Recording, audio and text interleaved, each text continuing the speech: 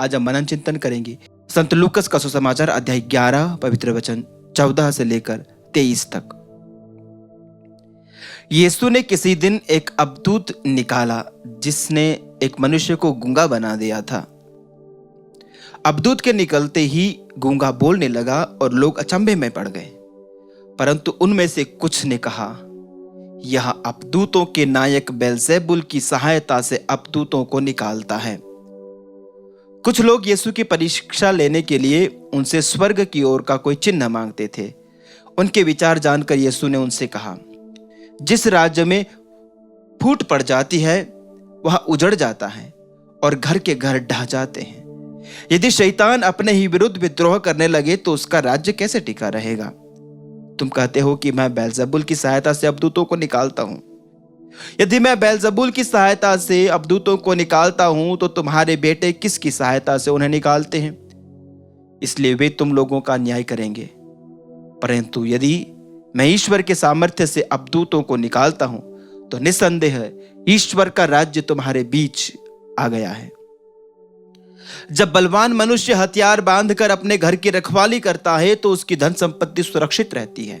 किंतु यदि कोई उससे भी बलवान उस पर टूट पड़े और उसे हरा दे तो जिन हथियारों पर उसे भरोसा था वह उन्हें उससे छीन लेता है और उसका माल लूट कर बांट देता है। जो मेरे साथ नहीं है वह मेरा विरोधी है और जो मेरे साथ नहीं बटोरता वह बिखेरता है। प्रभु का पवित्र सुसमाचार। हे ख्रीस्त तेरी स्तुति हो। प्यारे साथियों, सुसमाचार में हमने सुना प्रभु यीशु एक व्यक्ति को चंगा करते हैं, विशेष करके वो बुरे आत्मा के द्वारा बंधनों में था और बुरे आत्मा ने उसे ऐसा बांध के रखा था कि वो गूंगा हो गया था। और जैसे प्रभु ने उस व्यक्ति से बुरी आत्मा को निकाला तो वो गूंगा बोलने लगा। कई लोगों ने ताज्जुब किया, कई लोगों ने आश्चर्यचकित होकर प्रभु की तारीफ की और कई लोगों ने शक किया। कई लोगों के मन में डाउट उत्पन्न हुआ, शंका उत्पन्न हुई और वे कहते हैं कि ये इसका सामर्थ्य नहीं, ये तो नरक दूतों के सामर्थ्य से ऐसा करता है। प्रभु के सामर्थ्य को देखकर कई लोग सवाल खड़े करते हैं। पिछले दिनों मैंने कुछ इस प्रकार के वीडियोस भी देखे थे जहां पर प्रभु के दास प्रभु की सामर्थ्य से कुछ प्रार्थना करके, यदि लोगों के जीवन में उनकी प्रार्थना के माध्यम से प्रभु चमत्कार करते हैं, ऐसे लोगों को वे बुला करके किसी टीवी शो में वो उनको परख रहे थे और वो उनको वहां पर साबित करने के लिए कहते हैं कि यदि आपने ये इस चमत्कार को किया तो यहां कैमरे के सामने करके दिखलाइए। प्यारे साथियों, प्रभु की आशीषें, प्रभु का अनुग्रह इस प्रकार से एक्सपेरिमेंट बेसिस पर टेस्ट करने का साधन नहीं है। प्रभु हमारे सवालों का जवाब देने के लिए हमें हमारे सामने चमत्कार नहीं करते। हमारे प्रभु हरगिज खुद को साबित करने के लिए चमत्कार नहीं करते, अपनी महिमा के लिए चमत्कार नहीं करते, अपने आप को बड़ा दिखाने के लिए चमत्कार नहीं करते। उनका सामर्थ्य तो उनका सामर्थ्य है, वो साबित करने की जरूरत नहीं। वो हैं, वो थे और वो रहेंगे। वो आदि अनादि काल से विद्यमान एकमात्र सर्वशक्तिमान ईश्वर हैं। उसको किसी मनुष्य के सर्टिफिकेट की जरूरत नहीं है कि हां आपने टीवी शो में इस चमत्कार को किया इसलिए तू प्रभु है। नहीं, वो हमारे किसी भी सर्टिफिकेट के भूखे नहीं हैं। वो हमारे किसी अप्रूवल के मोहताज नहीं है। क्या हम उसे ईश्वर साबित करेंगे? क्या उसके बनाई हुई ये मिट्टी का पुतला उसे साबित करेगा कि वो ईश्वर है? ये हमारी बेवकूफी होगी।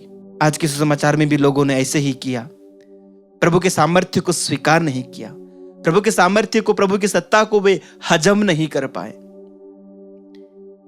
प्रभु यीशु कहते हैं, परंतु यदि मैं ईश्वर के सामर्थ्य से अवधूतों को निकालता हूं तो निसंदेह ईश्वर का राज्य तुम्हारे बीच में है।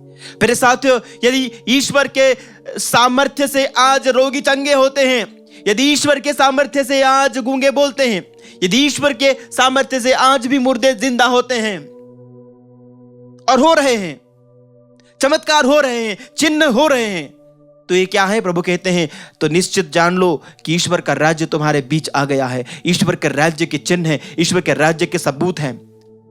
जिसकी आंखें हैं वो देख ले, जिसकी समझने की बुद्धि है वो समझ लें। और जिसको ईश्वर को स्वीकार करने की समझ है वो स्वीकार कर लें। जिसको उद्धार चाहिए वो ईश्वर को अपना मुक्तिदाता कबूल कर ले, स्वीकार कर ले। वो मान ले, घुटने टेके और उसकी जबान ये कबूल करे कि यीशु ही प्रभु है, क्योंकि प्रभु ने कहा है एक दिन हर घुटना मेरे आगे झुकेगा, हर एक जुबान ये कबूल करेगी कि यीशु ही प्रभु है। घुटने झुकाइए प्रभु के सामने, स्वीकार कीजिए कि यही सामर्थ्यवान ईश्वर है। और उसके सामर्थ्य के सामने जब हम सिर झुकाते हैं, उसके सामर्थ्य के सामने जब हम नतमस्तक हो जाते हैं, हम बड़ी दीनता से उनकी प्रभु सत्ता को, उनके ईश्वरत्व को, उनकी दिव्यता को और उनके सामर्थ्य को स्वीकार करते हैं, तो उनका सामर्थ्य हमारे जीवन में काम करता है, उसकी शक्ति हमारे जीवन में काम करती है, प्रभु का हाथ हमारे जीवन में काम करता है, प्रभु की उंगली हमारे लिए काम करती है। क्योंकि जो मूल भाषा ग्रीक में जो सुसमाचार लिखा लूकस ने, उसने वहां पर सामर्थ्य शब्द का इस्तेमाल नहीं किया, लेकिन उसने कहा कि यदि मैं ईश्वर की उंगली से अबदूतों को निकालता हूं। इब्रानी भाषा में ईश्वर की उंगली पुराने विधान में कई जगह पर इस्तेमाल किया गया है। प्यारे साथियों, हम पढ़ते हैं निर्गमन ग्रंथ के अध्याय 8 और उसके वचन 19 में।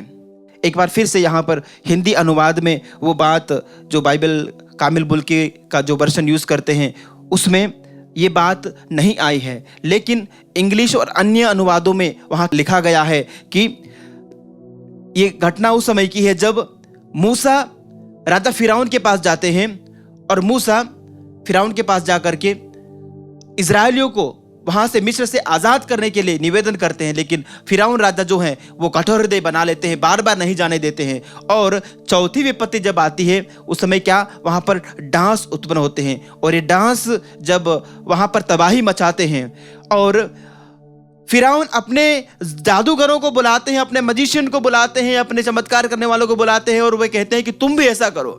वे नहीं कर पाते हैं और तब वे स्वीकार करते हैं, वे कहते हैं this is the finger of God. ये जो कुछ भी हो रहा है मिस्र में, ये ईश्वर की उंगली का काम है, ये ईश्वर की उंगली, ईश्वर के सामर्थ्य का काम है। तो ईश्वर की उंगली यहां ईश्वर के सामर्थ्य को दिखाता है। उन्होंने कहा this is the finger of God and we must be afraid.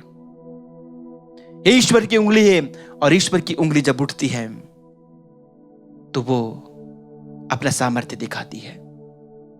और ईश्वर की उंगली के सामने हम मनुष्य कुछ नहीं है। ईश्वर की उंगली के सामने शैतान की शक्ति कुछ नहीं है। जब ईश्वर की उंगली उठती है तो शैतान को निकलना पड़ता है। जब ईश्वर की उंगली उठती है तो दुष्ट आत्माएं निकलकर भाग जाती हैं। प्यारे साथियों, वो सामर्थ्य प्रभु ने कलीसिया को दिया है, हम सबको दिया है शैतान से लड़ने के लिए। हम प्रभु की उस उंगली का इस्तेमाल करें, प्रभु के उस सामर्थ्य का इस्तेमाल करें, अपने जीवन से बुराइयों को दूर भगाएं, अपने परिवार से बुराइयों को दूर भगाएं, आदेश दें। कहीं यीशु मसीह के नाम पर हे शैतान और शैतान की शक्तियों, मैं तुम्हें आदेश देता हूं, निकल कर यहां से दफा हो जाओ, प्रभु के क्रूस के नीचे हमेशा हमेशा के लिए दब जाओ, नष्ट हो जाओ और फिर कभी लौट कर ना आना। फिर साथियों, चालीसा काल शैतान को हराने का समय है। प्रभु ने जब 40 दिन 40 रात प्रार्थना की और जब प्रभु की परीक्षा ली गई, जब शैतान ने उनको प्रलोभित करना चाहा, प्रभु ने उन्हें अपनी उंगली से ललकारा। The finger of God defeated Satan.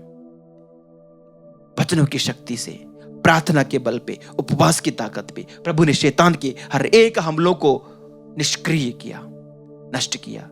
आइए हम इन्हीं प्रभु यीशु ख्रिस्त के पद चिन्हों पर चलें, ईश्वर के सामर्थ्य को अपने साथ लेकर के चलें, शैतान को कभी भी अपने ऊपर हावी ना होने दें।